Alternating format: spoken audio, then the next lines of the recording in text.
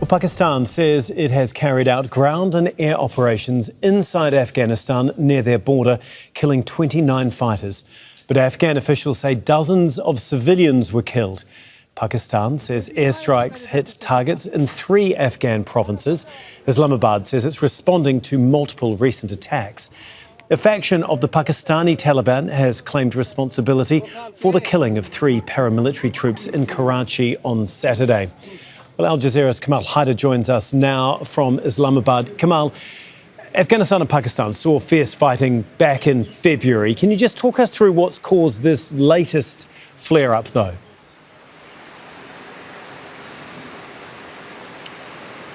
Indeed, they have seen heavy clashes earlier in the year, and over the past few days, there has been a string of attacks carried out inside Pakistan in the Khyber Pakhtunkhwa province, and especially the attack on the paramilitary forces in the southern port city of Karachi. Now, the Pakistanis say that they have credible intelligence that the attacks were carried out by the Jamaat-ul-Ahrar, which is a splinter group of the Taliban Pakistan. Pakistan has been accusing Afghanistan of providing safe havens to the Taliban Pakistan and its affiliated splinter groups, and therefore Pakistan going ahead with ground operations, particularly in the district of Bajawar, close to the Afghan border, and also carrying out airstrikes on Paktia, Paktika, as well as Kunar province. They say that they've attacked safe havens. They've released video. The military has released videos of the airstrike, and they say that they have killed at least 29 fighters belonging to the Taliban Pakistan. However, the Afghan side continues to insist that these are civilian casualties. The two countries are seeing yet another wave of an escalation of violence, despite the fact that friendly countries have been trying to mediate. Yeah, like you say, there have been mediation efforts going on, namely by China. What's come out of that? Well, so far, several attempts were made to de-escalate the crisis. Earlier this year, the government of Qatar brought the Taliban and the Pakistanis to sit across the table. They had agreed in principle, but the ceasefire did not last. After that, there were talks in Turkiye. Those also failed to achieve any result. Earlier this year, in April, the Chinese called both sides for a meeting in Xinjiang province. It also ended without any tangible results. And the Chinese side is saying that they are planning to hold another round, but the suspicions and animosity between the two countries is at an all-time high, so it is not yet clear as to whether there will be any progress. But friendly countries behind the scenes have been asking both sides to de-escalate and try to get back to the negotiating table.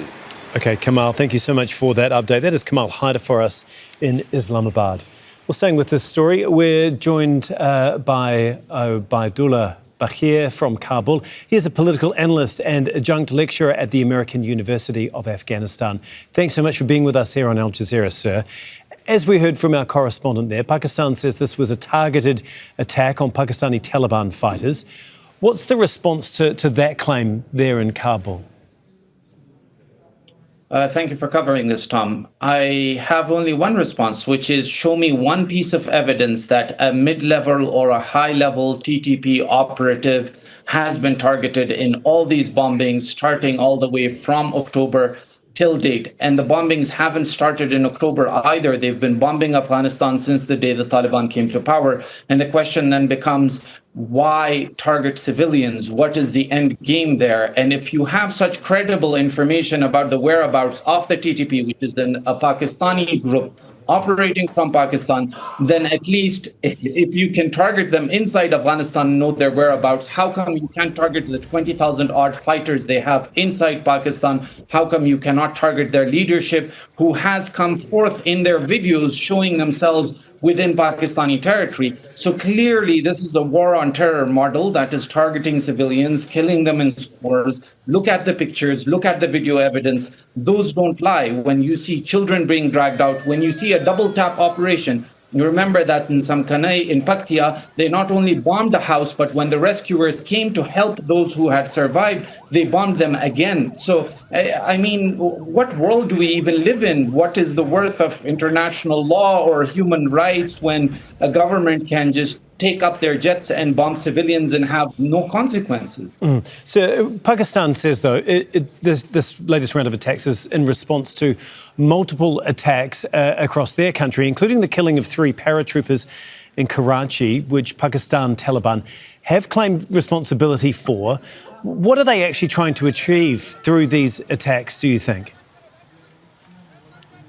For starters, I'm not a spokesperson for the TTP, but you tell me, how does an attack that is conducted within Karachi, which is all the way in the south of Pakistan, by a group that has had presence inside Pakistan, was created inside Pakistan 20 years ago, how is that attack linked to Afghanistan? How are we trusting the word of a regime that has not produced any evidence linking Afghanistan to the attacks that are being carried out by the TTP? The TTP is not the only problem in Pakistan. There is the Baloch BLA that are fighting against them. They're killing people actively in Kashmir. They are creating these insurgents, and now they're trying really hard to create insurgents within Afghanistan, because when you bomb someone's house, when their family, their children, their women are all under the rubble, do you think they would not throw themselves into a fight, an existential fight with Pakistan?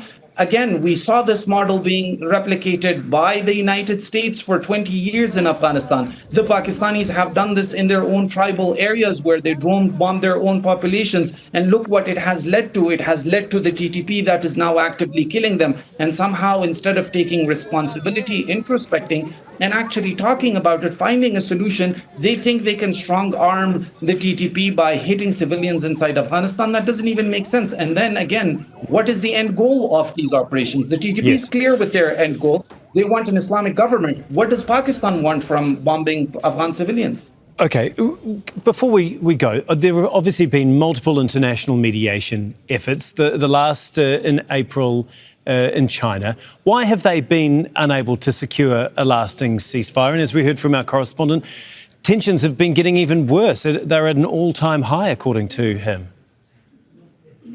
So the talks in Urumqi and then track 1.5 talks in Turkey, they were all aimed at finding a middle ground, finding a workable solution in which both states can find peace. But what's happening right now is Pakistan is the one that is hesitating from showing up at the peace talks. They're refusing to acknowledge all the measures being taken by the Taliban inside Afghanistan against the TTP, and somehow they continue to escalate this matter. It's clearly something aimed at creating a chaos here and creating an international problem that can then be funded by them. This is a rentier army that has done operations for the West, and they continue to implement their plans here. My concern also is, where are all the bastions of the human rights and international law when they can speak nonstop and scream at the top of their lungs against the Taliban and their policies, rightfully so, that are prosecuting women? Where are they when the children and women are being bombed by Pakistan?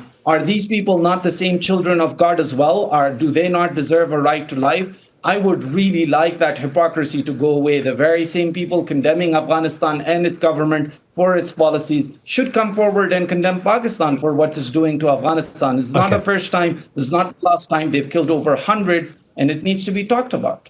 OK, thank you so much for your time and insight. We really do appreciate it. That is Obaidullah Bahir in Kabul for us.